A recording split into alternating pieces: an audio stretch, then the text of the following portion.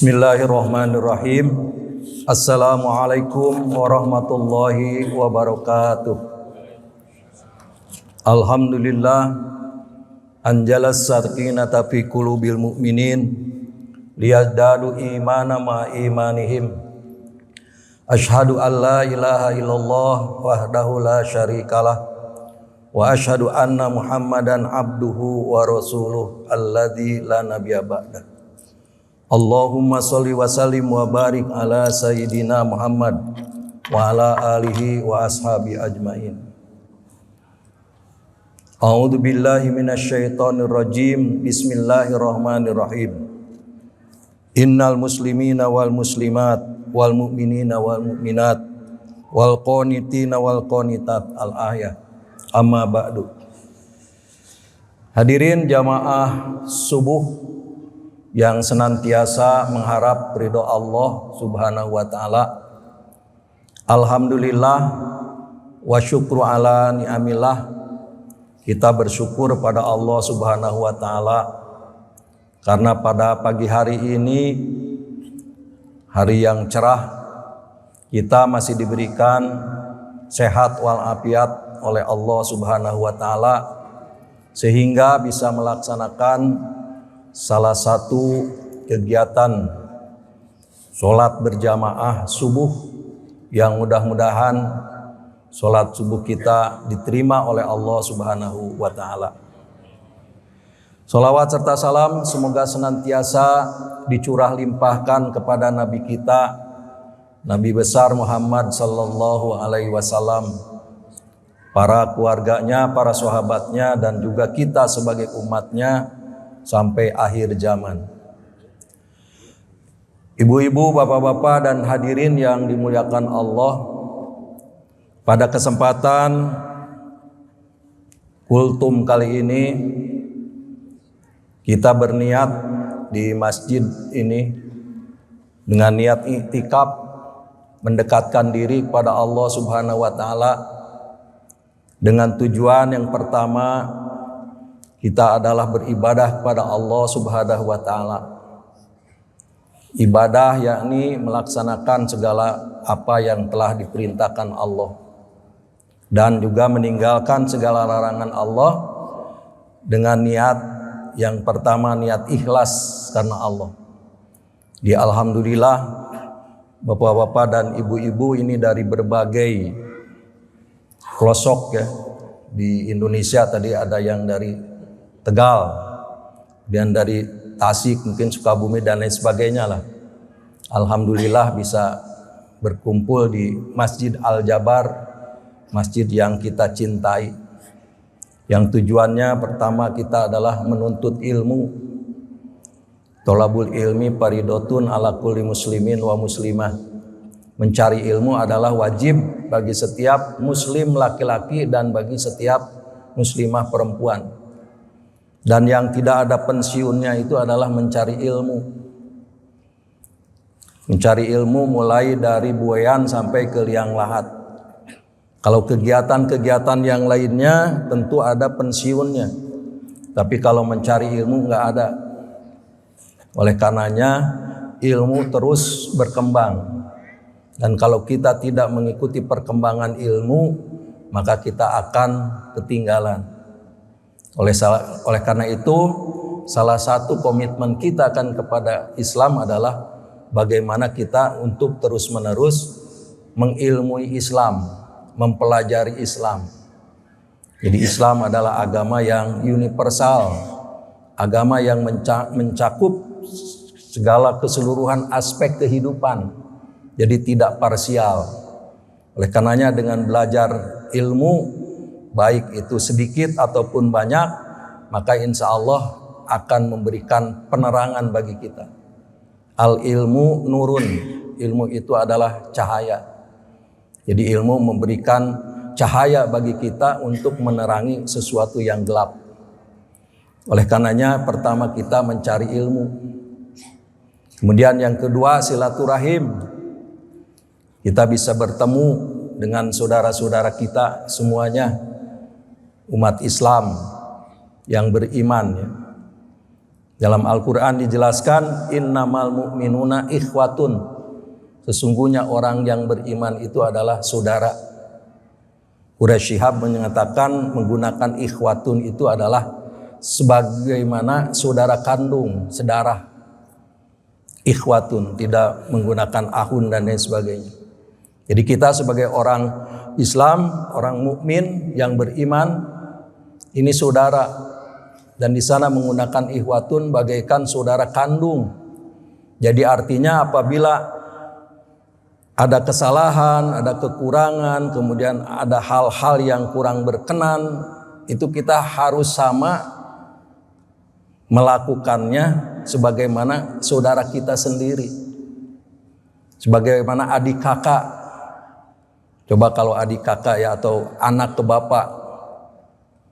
Bapak Anda misalnya, atau anak misalnya di rumah memecahkan gelas yang harganya mahal. Orang tua paling marahnya nggak akan mencaci atau nggak akan memukul dan lain sebagainya kan. Beda kalau orang lain yang memecahkan gelas yang mahal, itu akan timbul ucapan-ucapan yang tidak berhak, yang tidak berkenan di orang itu. Padahal itu adalah mukmin. Nah, jadi menggunakan innamal mu'minuna ikhwatun itu kita harus seperti saudara. Anda punya motor tertabrak dari belakang, ternyata oleh adik Anda, itu nggak akan marah kan? Tapi coba kalau oleh orang lain, pasti akan marah. Padahal harus tidak marah. Karena di sana menggunakan innamal mu'minuna ikhwatun. Sesungguhnya orang mukmin itu bersaudara. Jadi kita bersaudara. Hanya beda tempat saja itu. Nah, itu yang kedua ya. Kita silaturahim dalam rangka mendekatkan tali kekeluargaan semua hamba-hamba Allah yang ada di muka bumi ini, terutama ini se-Indonesia ya. Kemudian yang ketiga adalah memakmurkan masjid. Tujuan kita adalah memakmurkan masjid. Dalam Al-Quran dijelaskan innama ya'muru masajidallah man amana billah wa yaumil akhir. Al-ayah. Jadi sesungguhnya orang-orang yang memakmurkan masjid adalah orang yang beriman pada Allah dan hari akhirat. Jadi ukurannya orang yang beriman kepada Allah dan kepada hari akhirat, salah satunya adalah diukur dengan memakmurkan masjid. Memakmurkan masjid tentu salah satunya adalah dengan melaksanakan sholat berjamaah. Karena sholat ini adalah sebagai tihangnya agama kan? As-sholatu imaduddin. Sholat itu adalah sebagai tihang agama. Sebagaimana di dalam struktur bangunan Islam itu kan ada 5 kan, yang kita semua sudah hafal. Bunyal Islamu ala khomsin. Sesungguhnya Islam dibangun dalam 5 hal. Pertama syahadat. Syahadat itu adalah sebagai pondasinya. Jadi kita harus kuat pondasi kita, keimanan kita.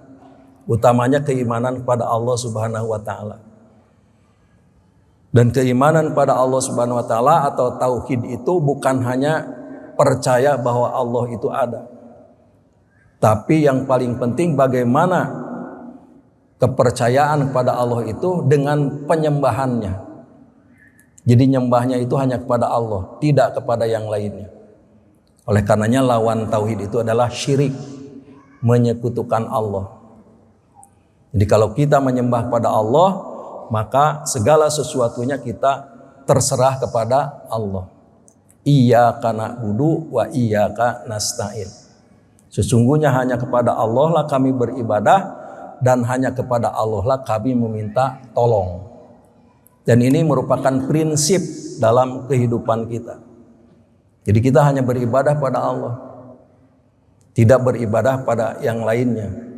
Kita hanya takut kepada Allah, tidak takut kepada yang lainnya. Terus konsekuensinya, implementasinya itu akan hanya Allah lah. Tapi dalam kenyataan kadang-kala kan kita menyekutukan Allah. Menyekutukan Allah itu bukan hanya dengan mempertuhan pada Allah selain Allah, tapi juga mempercayai ataupun kita taat kepada yang lainnya, itu juga sama dengan menyekutukan. Ada panggilan azan kita masih bermain, masih melakukan aktivitas, itu kita berarti masih memfokuskan diri kepada permainan itu. Padahal Allah telah memanggil melalui muadzin. Yaitu bangunan Islam pertama syahadat. Kemudian yang kedua sholat, yang tadi merupakan inti dari kegiatan kita, yaitu as-sholatu imaduddin. Sholat itu adalah tiangnya agama. Barang siapa yang mendirikan sholat berarti kita mendirikan agama. Dan barang siapa yang meninggalkan sholat berarti kita merusak agama. Jadi sholat, jadi intinya adalah sholat. Dan sholat itu tidak bisa ditinggalkan. Kalau yang lainnya masih bisa. Zakat masih bisa ditinggalkan kalau kita tidak mampu. Puasa masih bisa ditinggalkan kalau kita tidak mampu, bisa digantikan dengan fidyah. Unggah haji juga bisa ditinggalkan kalau kita tidak mampu. Tapi kalau sholat tidak bisa. Jadi sholat itu kalau tidak bisa berdiri dengan duduk, kalau tidak bisa duduk dengan berbaring, kalau tidak bisa berbaring dengan isyarat, dan kalau tidak bisa dengan isyarat disolatkan.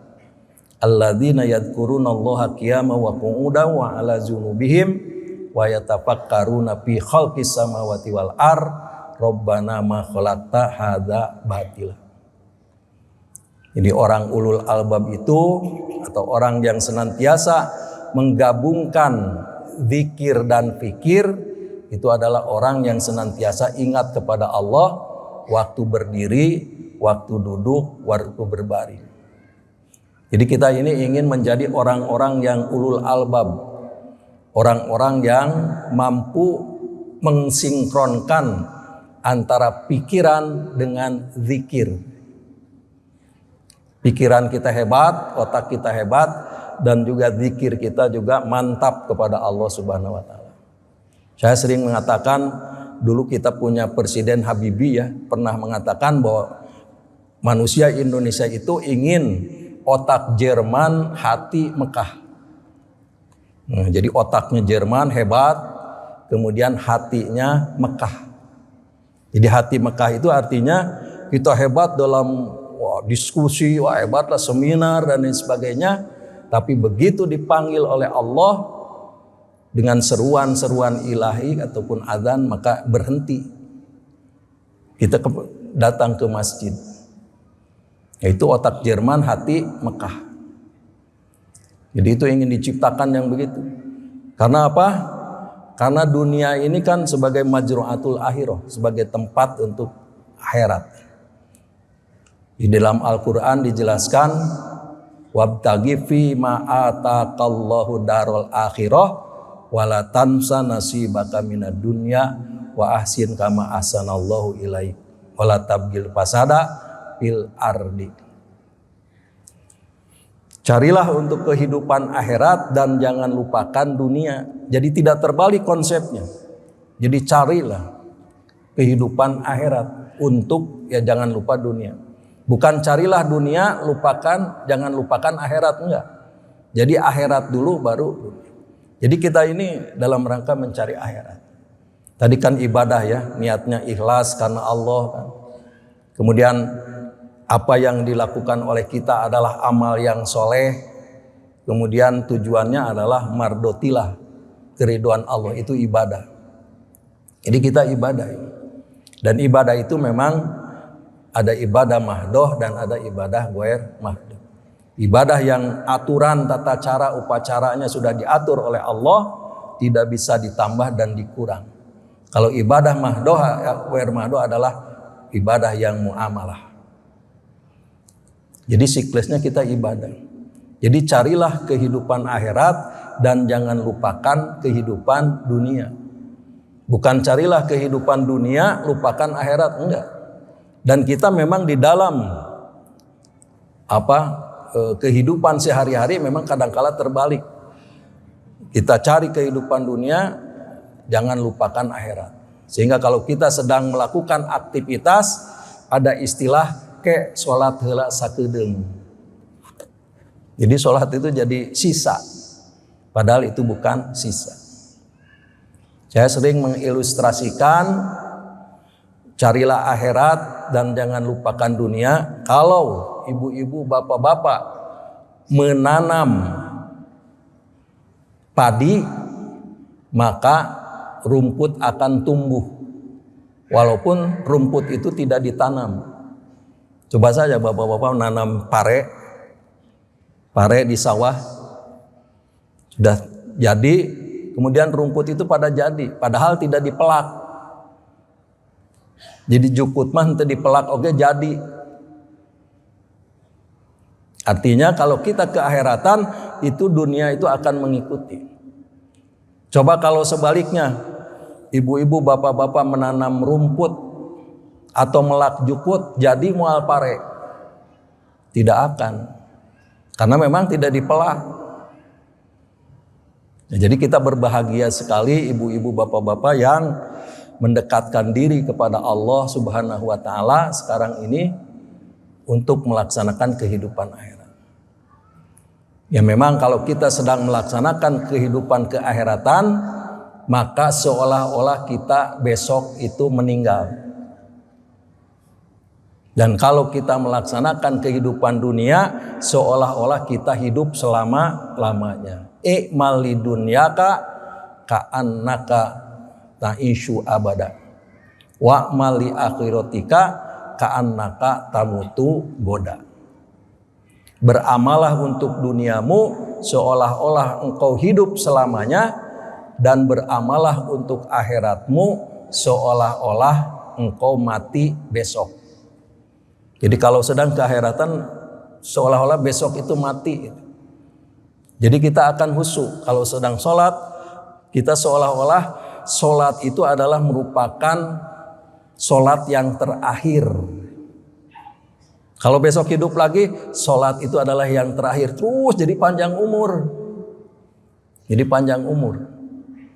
Misalnya bapak-bapak, ibu-ibu sholat, seolah-olah besok mati. Ente mati, besok dia sholat. Seolah-olah mati deh, ente mati terus jadi panjang umur. Seperti ada seorang pedagang asongan, itu di kotaknya itu suka ditulis besok boleh ngutang atau besok isukan menang nganjuk gitu. Urang teh meuli we misalnya kopi ya, diminum. Nah, begitu membayar, nah, itu kan besok ngutangnya boleh besok kan. Begini datang lagi besok, ini lagi pesan kopi. Kan kemarin saya ngopi di kamu gitu ya. Kan ini gratis ya besok. Iya besok Pak. Jadi besok, jadi ujung-ujungnya kan jadi bayar kan. Ujung-ujungnya jadi bayar. Isukan datang deh kan besok, ya besok. Jadi besok yang gratisnya itu, besoknya datang besok lagi terus, jadi ujung-ujungnya kan bayar. Nah, begitu juga kita melaksanakan kegiatan ibadah itu seolah-olah besok kita mati, dan kalau tidak mati besoknya lagi, besoknya itu jadi panjang umur. Ya mungkin satu saat pasti akan dipanggil oleh Allah. Nah, itulah tentang masalah ibadah pada Allah Subhanahu wa taala. Oleh karenanya hidup kita ini adalah melaksanakan segala perintah Allah. Tadi salat ya sebagai tiang agama, puasa sebagai perisai, sebagai benteng. Jadi insya Allah kita beberapa hari lagi, beberapa bulan lagi akan menghadapi saum. Itu sebagai bentengnya dalam sebuah bangunan. Kemudian zakat itu sebagai ventilasinya, dan kemudian yang kelima haji itu adalah sebagai atapnya. Nah, itulah ibu-ibu dan bapak sekalian yang dapat kami sampaikan pada subuh kali ini. Intinya bahwa kita hidup adalah untuk beribadah pada Allah Subhanahu wa taala, dan ibadah itu ada dua, ada ibadah mahdoh dan ibadah goer mahdoh. Ibadah mahdoh yang ada hubungannya dengan Allah Subhanahu wa taala, kemudian ibadah goer mahdoh hubungannya dengan manusia tapi tetap kita berniat untuk kehidupan keakhiratan. Tapi sedikit saya menyinggung tadi apa yang dibacakan di dalam surat Al-Ahzab ayat 35 itu adalah tentang orang-orang yang akan mendapat pengampunan Allah. Nanti bisa dibuka Al-Ahzab ayat 35, itu bagaimana kita ingin mendapatkan ampunan dari Allah. Salah satunya adalah orang yang muslimin wal muslimat, orang yang Islam laki-laki dan Islam perempuan. Muslimin wal muslimat. Nah, ini asbabun nuzulnya Al-Ahzab 35 ini ada protes dari seorang wanita. Itu kenapa kalau di dalam Al-Quran tidak ada kalimat yang ada tak marbutohnya. Maka Al-Ahzab di sana dijelaskan innamal muslimina wal muslimat, innal muslimina wal muslimat, wal mu'minina wal mu'minat, wal qonitina wal qonitat, dan lain sebagainya. Karena memang kalau dalam bahasa Arab kan kalau laki-laki disebut itu sudah include, wanita itu terbawa sebenarnya. Seperti apa tadi ya hadisnya, tolabul ilmi paridotun ala kulli muslimin. Hanya memang ada tambahan wa muslimat. Itu muslim itu sebenarnya sudah tercantum di sana wanita, include dia. Hanya oleh karena itu di asbabun nuzulnya dijelaskan tersurat innal muslimina wal muslimat wal mu'minina wal mu'minat. Itu yang akan mendapat ampunan dari Allah, muslim laki-laki dan muslim perempuan, mukmin laki-laki dan mukmin perempuan. Kemudian kesananya wal qonitin wal qonitat, orang yang taat kepada Allah laki-laki dan orang yang taat pada Allah perempuan. Jadi sama itu apa? Seimbang antara laki-laki dan perempuan. Kemudian selanjutnya ke sana wasodikin wasodikot, orang yang senang bersodakoh yang laki-laki dan juga sodakoh perempuan. Jadi dua sama. Jadi tidak ada perbedaan antara laki-laki dan perempuan di hadapan Allah Subhanahu wa taala.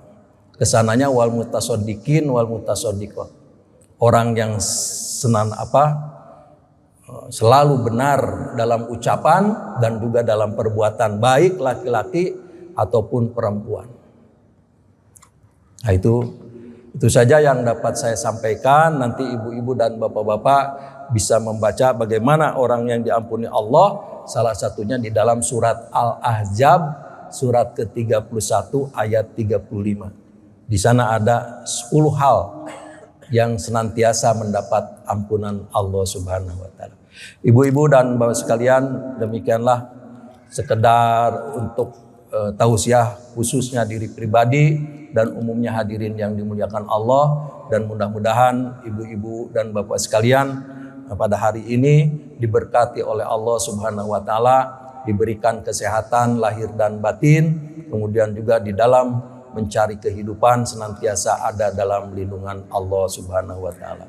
Mohon maaf apabila ada kekurangan, yang benar dari Allah, yang salah dari saya sendiri. Wallahul muwafiq ila aqwamit thoriq, wabillahi taufiq wal hidayah. Ihdinas siratal mustaqim. Wassalamualaikum warahmatullahi wabarakatuh.